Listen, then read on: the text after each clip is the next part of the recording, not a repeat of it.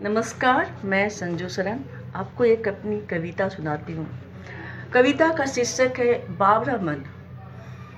एक दिन बावरा मन जिंदगी से उकताकर, गम और परेशानियों के भंवर जाल में फंसकर शांति की तलाश में भटकने लगा इधर उधर। तब बावरे मन ने कहा, चलो दूर समुंदर के किनारे, शायद सुकून के कुछ पल मिले। पर हाय रे, यहाँ भी वही कोलाहल, वही शोर, दूसरों से आगे बढ़ने की होड़। नजर आई मुझे चहु ओर। शाम और गहराता गया, तारे टिमटिमाने लगे, मन की तरंगे झंकृत होने लगी। रात की दुल्हन आहिस्ता आहिस्ता सागर को अपने आक्रोश में लेने के लिए नई दुल्हन की तरह घूंघट उठाने लगी। पर हाय रे बावरा मन, फिर भी न मिला सुकून। लहरों की भयंकर गर्जना मन को बेध कर चली गई। लहरों की बेबसी में मुझे अपनी बेबसी नजर आई। कुछ न कर पाने का गम, न मन के डर को खत्म करने का गम। लहरें और जोर से गर्जन करने लगी। शायद किनारों से न मिल पाने का आक्रोश उसकी गर्जना में मुझे नजर आई। उसकी गर्जना में मुझे अपनी जिंदगी की हार नजर आई। रात और गहराती गई, मन और बेचैन होता गया। तभी चांद का एक प्रतिबिंब लहरों के साथ लुका छिपी खेलने लगा। चांद को आगोश में लेने के लिए बावरा समंदर का मन ललचने लगा। लहरें तेज से तेजतर होने लगी। शायद आज पूनम की रात थी। लहरें तेज से तेजतर होने लगी। शायद आज पूनम की रात थी। बावरा समंदर उछल उछल कर चांद को छूने की कोशिश करने लगा, पर यहाँ भी भाग्य के आगे हार गया। आज भी न मिल पाने के गम में साहिलों से टकराता रहा। टूट चुकी थी उम्मीदें, टूट चुके थे सपने। थक कर लहरें मंद मंद बहने लगी। पश्चिमी विक्षोभ उसके दग्ध हृदय को शांत कर गई। शायद सुबह होने वाली है। रात इन्हीं विचारों में खोया बावरा मन लहरों की तरह शांत हो गया। सारी जिज्ञासाएं, सारे प्रश्न जो जुड़े थे इंसान से, इन प्रश्नों का भी जवाब मिल गया। शायद यही जीवन है, शायद यही जीवन है। जीवन है, जीना ही है। नित दिन संघर्ष रूपी साहिल से टकराना ही है। अपने लिए न सही, दूसरों के लिए जीना ही है। फिर मुड़ गया मन संसार की लीलाओं की ओर।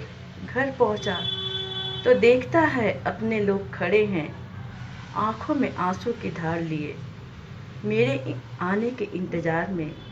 शायद इन्हीं के लिए तो बावरा मन सपने देखता है। नमस्ते।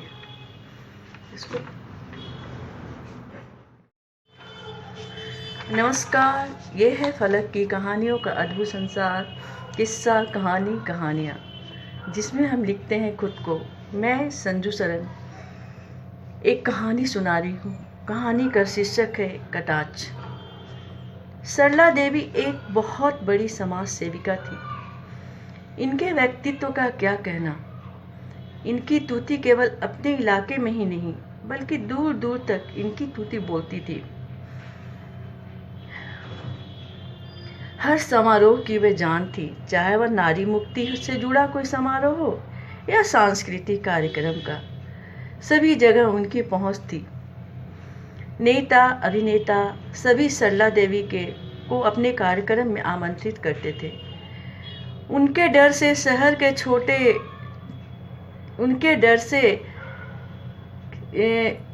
से कोई भी छोरे किसी गोरी को छेड़ने के पहले 100 बार सोचते थे कि कहीं उन्हें लेने के देने न पड़ जाए। पति भी अपनी पत्नी को डांटने से डरते थे, कहीं दहेज के आरोप में जेल की हवा न कहानी पड़े। और बेचारी ललिता पवार टाइप की सास, जो बहुओं की सांसों पर पहरा लगाती थी, वह अब बहू को बेटी बेटी कहकर पुकारती थी। इतना दबदबा था सरला देवी का अपने समाज के लोगों पर। आज शहर में उनका भाषण था। सभागार में पुरुषों की तुलना में महिलाओं की संख्या अधिक थी। उनके भाषण का विषय था दहेज उन्मूलन और भ्रूण हत्या।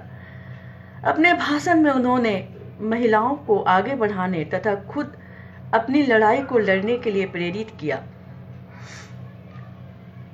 उनके भाषण को सुनकर सभागार में तालियों की गड़गड़ाहट गूंज उठी। सभा को समाप्त कर वो अपने घर आती हैं। दरअसल सरला देवी के छोटे बेटे की सगाई अगले दिन थी, परंतु लड़की वालों ने दहेज की रकम देने से इनकार कर दिया था। सरला देवी ने बेटे की सगाई में शहर के गणमान्य लोगों को भी न्योता दिया था। और न्योता क्यों नहीं दे, सगाई का सारा खर्च तो लड़की वाले ही उठाने वाले थे। सरला देवी अपने मंसूबों पर पानी फिरते देख लड़की वालों के घर जाती है और लड़की के पिता से जाकर कहती है, समधी जी, इतना अच्छा घर बार दिया लेकर ढूंढने पर भी आपको नहीं मिलेगा। समाज में मेरी इज्जत है, अगर ये सगाई नहीं होगी तो मेरी इज्जत मिट्टी में मिल जाएगी। लड़की के पिता कहते हैं, समधिन जी, आप महान समाज सेविका हैं। दहेज लेने और देने वालों को कितनी बार जेल की हवा खिलाई है, पर आप हमसे खातिरदारी के नाम पर महंगे होटल में शादी और सगाई का कार्यक्रम करवाना चाह रही हैं। हमारी इतनी औकात नहीं है। हम लाचार शब्दों में लाचार स्वरों में लड़की के पिता कहते हैं। सरला देवी कहती है, आपकी औकात नहीं थी तो हमसे रिश्ता क्यों जोड़ना चाहा? हमें तो जड़ाऊ जेवर और लड़के के लिए महंगी कार चाहिए, लोन मैं करवा दूंगी। लड़की के पिता कहते, देखिए समधिन जी, हम आपका यह डिमांड पूरा नहीं कर सकते।